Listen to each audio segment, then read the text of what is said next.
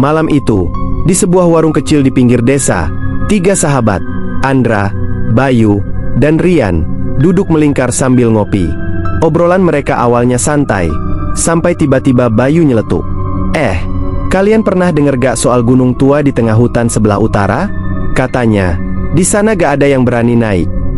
Andra mengenit. Gunung yang diselimutin kabut itu, yang katanya gak bisa dilihat puncaknya. Rian cuma nyangir. Paling cuma mitos. Orang kampung suka lebay. Tapi malam itu, rasa penasaran mereka malah jadi awal dari bencana. Keesokan paginya, mereka bertiga berangkat. Mereka bawa perbekalan seadanya. Air, roti, senter, dan 1 ponsel buat foto-foto. Jalan menuju hutan itu sepi banget. Gak ada suara burung, gak ada serangga. Yang kedengeran cuma langkah kaki dan dedaunan kering yang mereka injak. Setelah hampir 2 jam jalan, mereka sampai di kaki gunung. Dari bawah aja udah kelihatan aneh. Kabut tebal menggantung di separuh lereng, dan udara di situ jauh lebih dingin dari biasanya. Bayu ngomong sambil nyengir. Wih, keren juga ya. Nanti kalau udah di puncak, kita foto bareng. Jadi bahan konten. Andra menatap ke atas, agak ragu. Kayaknya gak ada jalan setapak deh. Rian malah maju duluan. Santai aja, tinggal ikut arah aliran air ini, pasti nyampe. Mereka lanjut naik. Sekitar 1 jam naik, mereka mulai ngerasa ada yang aneh. Udara makin berat, dan kabut makin pekat. Rian jalan di depan, tapi tiba-tiba suaranya terdengar jauh. Padahal jaraknya cuma beberapa langkah. Rian, pelan dikit woi. Aku di sini, Andra. Deket kok. Tapi suaranya terdengar seperti dari 2 arah berbeda. 1 dari depan, 1 dari belakang. Andra dan Bayu saling pandang. Bayu nilen luda. Lo juga denger, kan? Andra kuma angguk pelan.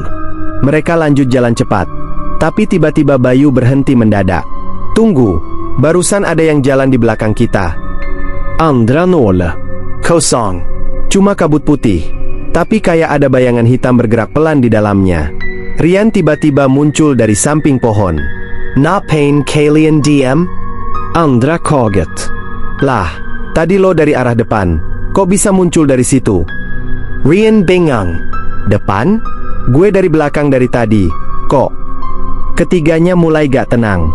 Setelah beberapa jam naik, mereka nemu sebuah gubuk tua di lereng gunung. Atapnya bolong, pintunya kebuka sedikit, dan dari dalam tercium bau tanah lembab bercampur amis. Bayu nyalain senter. Sinarnya menyorot tulisan di dinding kayu. Jangan lanjut setelah senja. Rian ketawa kecil. Pasti ulah orang kampung biar gak ada yang naik ke sini. Tapi Andra nera sabulu kudukni ya berdiri. Dia lihat di sudut ruangan ada tumpukan batu seperti kuburan kecil. Dan di antara batu itu, ada foto 3 orang cowok. Mirip banget sama mereka. Bayu Mander Pelen. Andra, ini lo lihat gak? Foto itu kotor dan kusam, tapi wajahnya beneran mirip mereka bertiga. Pakaian, ransel, semuanya sama. Rian ketawa paksa. Udahlah, ini pasti kebetulan. Tapi pas dia noleh ke jendela, ada bayangan orang berdiri di luar. Diam. Nggak bergerak. Cuma menatap. Mereka panik. Tapi Rian keras kepala. Udah tanggung, kita lanjut aja. Lagian tinggal dikit lagi ke puncak. Andra dan Bayu akhirnya ikut, walau hati mereka gak tenang. Begitu sampai di atas, pemandangan gak seperti yang mereka bayangin. Bukan dataran biasa, tapi semacam lingkaran batu dengan lubang besar di tengahnya, seperti bekas kawah. Dari dalam lubang itu keluar suara aneh, kayak bisikan banyak orang ngomong bareng. Bayu nutup telinganya. Lo denger gak?